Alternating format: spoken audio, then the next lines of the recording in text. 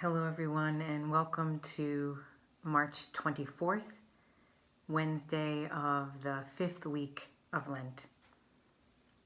It really is hard to believe that we are heading into these final days of Lent. This Sunday is Palm Sunday already, and then we enter into the sacred days of Holy Week.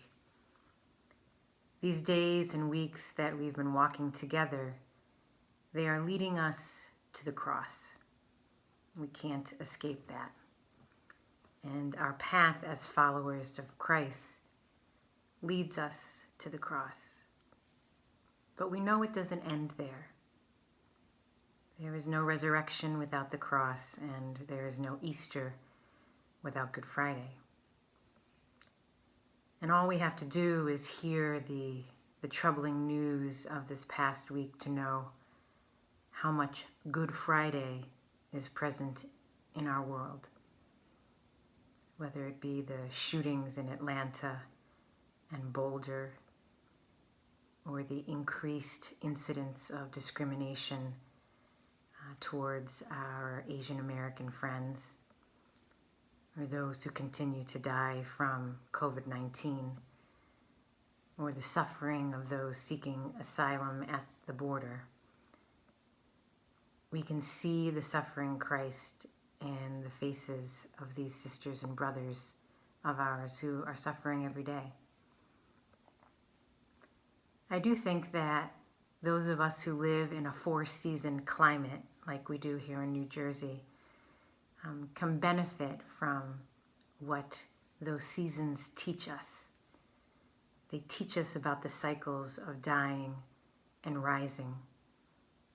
And with the warmer weather that we've been experiencing these days, we start to see life returning to nature where it has been dormant for so long. And some of us planted seeds in the fall, trusting that they would bloom during these spring days. So we have nature reflecting our life of faith. Seeds that are buried or experiencing the cold of winter will one day rise, and that new life is always possible. So as we think about our lives today, how might we experience God with us in that cycle of rising and dying, Good Friday and Easter? In our first reading today, I think we have a neat story to think about.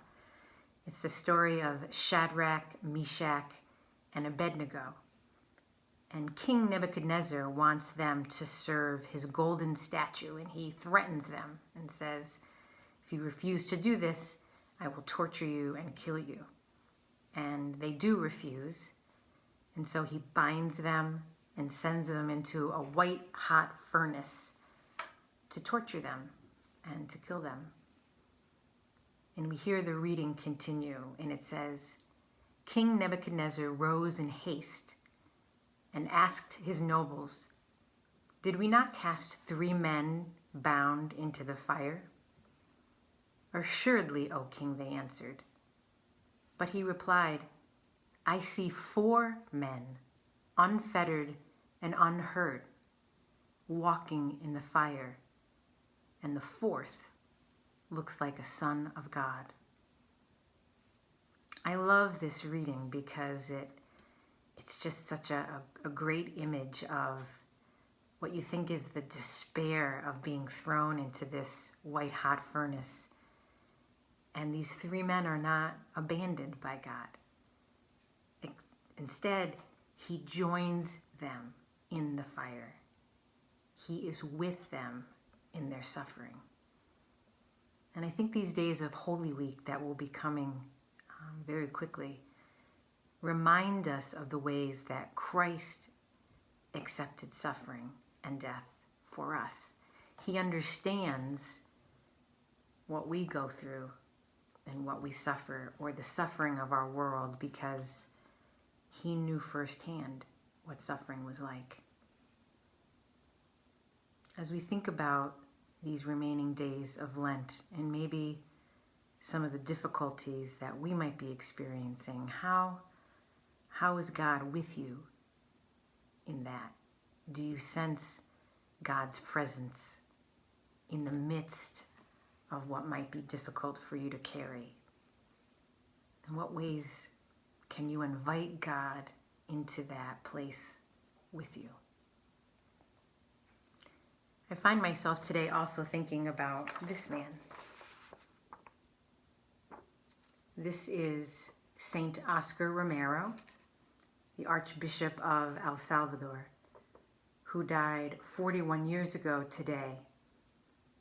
He was a great voice for the suffering in his country, the poor, the marginalized, those who were being kidnapped and tortured and murdered. And on this day, 41 years ago on this day, he was celebrating Mass, and during that Mass, he was assassinated. Here is one of his quotes. "If God accepts the sacrifice of my life, may my death be for the freedom of my people.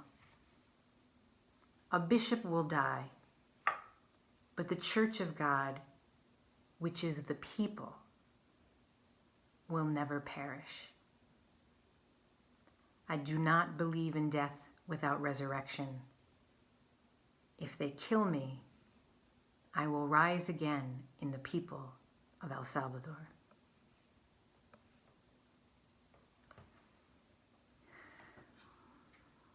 We witness in the life of Archbishop Romero someone who had embraced this cycle of death and rising, new life coming after great suffering, and that this cycle was a part of being a follower of Christ. He believed that in suffering, whether it be the suffering of the people or perhaps his own suffering that he might experience at the hands of those who wanted him dead, that in the seeds of that suffering, there is something being sown there. There is the possibility of new life rising and breaking forth, just like nature is trying to teach us these days. So as we travel these final days of Lent, especially as we enter into the time of Holy Week, what seeds are being sown in you? Perhaps seeds born of some kind of suffering that you might be carrying these days. And how might these seeds break forth into something new,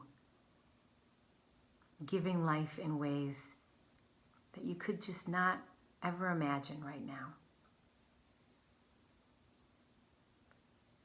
Let us pray with one another as we journey towards Good Friday and on towards Easter. Let us pray that we'll believe in the power of this cycle of life, this rising, this dying, leading us to new life in the resurrection. Let us pray with one another. Let us pray for the needs of our world in trusting in that cycle, that God indeed is with us and leading us